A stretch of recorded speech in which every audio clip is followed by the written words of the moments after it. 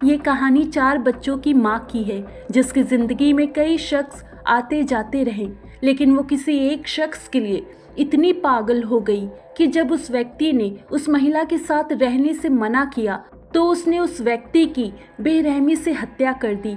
इतना ही नहीं, उस व्यक्ति के मांस की सब्जी बनाकर खा लिया। लेकिन जैसे ही उसने ऐसा किया, तभी कुछ ऐसा हुआ जो उस महिला ने कभी नहीं सोचा होगा। इस कहानी की शुरुआत होती है ऑस्ट्रेलिया के न्यू साउथ वेल्स में, जहां 24 अक्टूबर 1955 को कैथरीन नाइट का जन्म हुआ। कैथरीन के 2 भाई और एक जुड़वा बहन भी थी। उसके माता पिता बारबरा और जैक रोगन दोनों ही शराबी थे और उनके घर में हमेशा आर्थिक तंगी लगी रहती थी। कैथरीन के पिता जैक रोगन हमेशा अपनी पत्नी के साथ गाली गलौज करते थे। साथ ही दिन में वो 10 बार से ज़्यादा बारबरा का रेप भी करते थे। बारबरा अपने पति की ये सारी हरकतें दोनों बेटियों को बताया करती थी, जिससे कि बेटियों को अपने पिता से नफरत होने लगी। इतना ही नहीं, कैथरीन के दोनों भाई भी कुछ कम नहीं थे। वो भी कैथरीन का यौन शोषण करते थे। इन सब का कैथरीन के दिमाग पर इस कदर असर हुआ कि 14 साल की उम्र तक वो स्कूल से कुछ भी सीख नहीं पाई।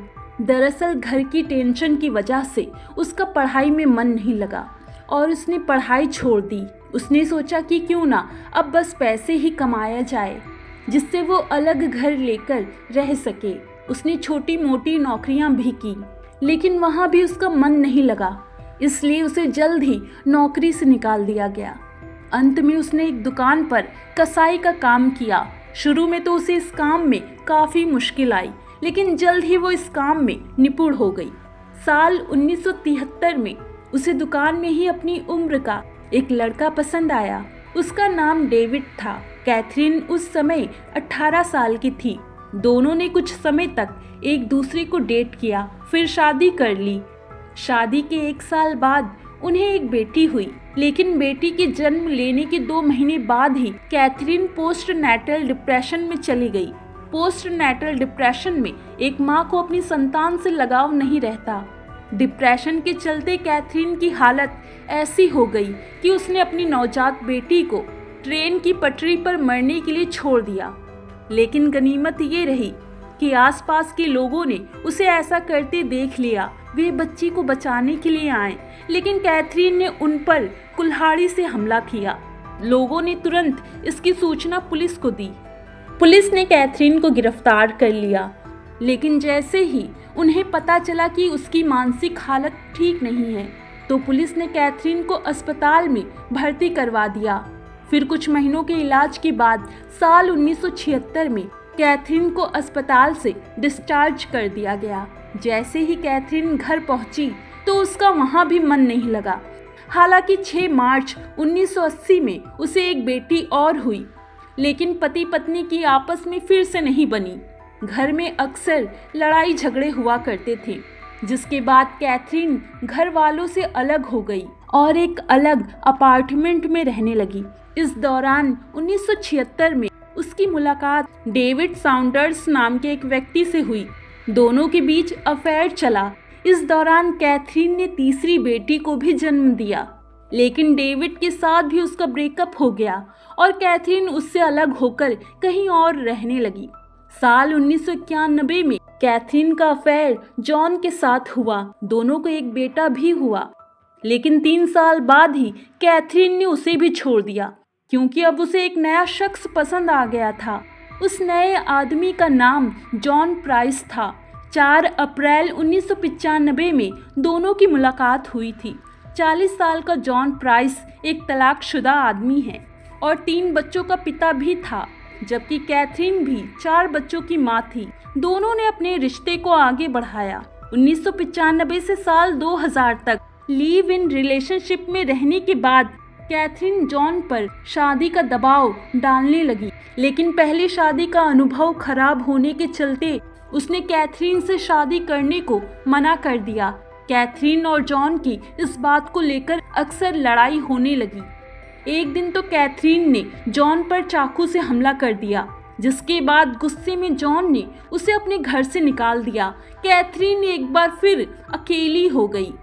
लेकिन कुछ समय बाद उसने जॉन से अपने किए पर माफ़ी मांगी।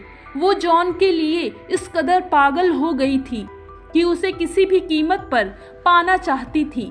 वो जानती थी कि जॉन को शारीरिक संबंध बनाना काफ़ी पसंद है, इसीलिए कैथरीन ने योजना बनाई कि वो किसी भी तरह एक बार जॉन के साथ शारीरिक संबंध बनाएगी, जिससे जॉन उससे शादी करने के लिए हामी भर लेगा। प्लान के मुताबिक 29 फरवरी 2000 को कैथरीन जॉन के घर आ पहुंची। उस समय जॉन काम के सिलसिले में बाहर गया हुआ था। कैथरीन ने जॉन की बेटियों को एक दिन के लिए किसी के पास छोड़ दिया। उसने जॉन के घर में एक नोट भी छोड़ा जिसमें लिखा था, मैं एक बार तुमसे मिलना चाहती हूँ, मेरा रात को 11 बजे तक इंतज़ार करना। जॉन जैसे ही घर आया उसने देखा कि उसकी बेटियां घर पर नहीं हैं। वो परेशान हो गया। फिर उसने वो चिट्ठी पढ़ी जो कैथरीन उसके लिए छोड़कर गई थी। जॉन ने कैथरीन का रात 11 बजे तक इंतज़ार किया। रात को ठीक 12 बजे कैथरीन घर आई। उसने देखा कि जॉन सोया हुआ है। उसने जॉन को उठाया तो जॉन अपनी बेटियों के बारे में पूछने लगा। कैथरीन ने उससे कहा कि उसने बेटियों को पड़ोस में किसी के घर पर छोड़ा हुआ है। फिर उसने बताया कि वो उसके साथ अकेले में समय बिताना चाहती थी, इसीलिए उसने ये सब किया। इसके बाद कैथरीन ने जॉन को शराब पिलाई और दोनों के बीच शारीरिक संबंध बन गए।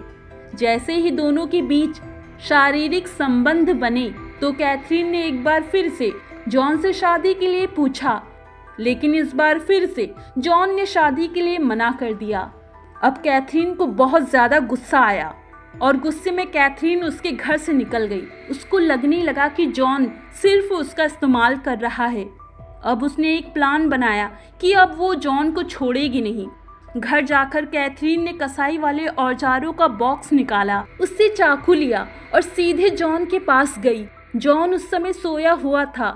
कैथरीन ने चाकू से उस पर हमला कर दिया।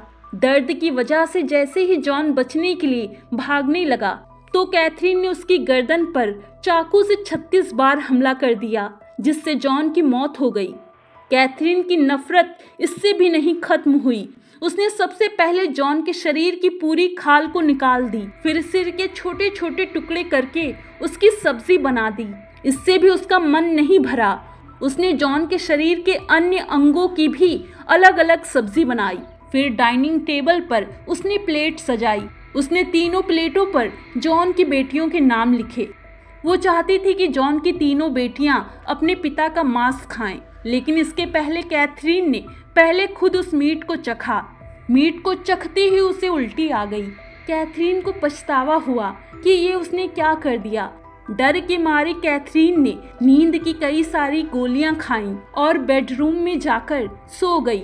अगले दिन जॉन ऑफिस नहीं आया तो उसके बॉस ने एक कर्मचारी को उसके घर भेज दिया।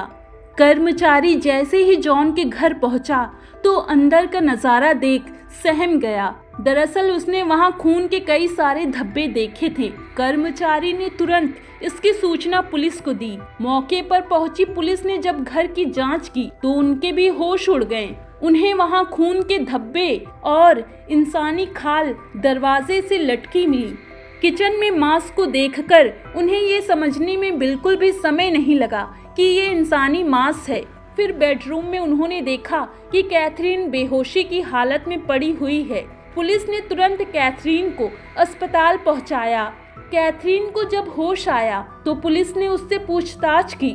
जल्द ही कैथरीन टूट गई और उसने अपना गुनाह कबूल कर लिया। कोर्ट में कैथरीन को पेश किया गया, लेकिन मानसिक हालत ठीक न होने की वजह से कोर्ट ने उसे सिर्फ उम्र कैद की सजा सुनाई, वो भी बिना पैरोल के।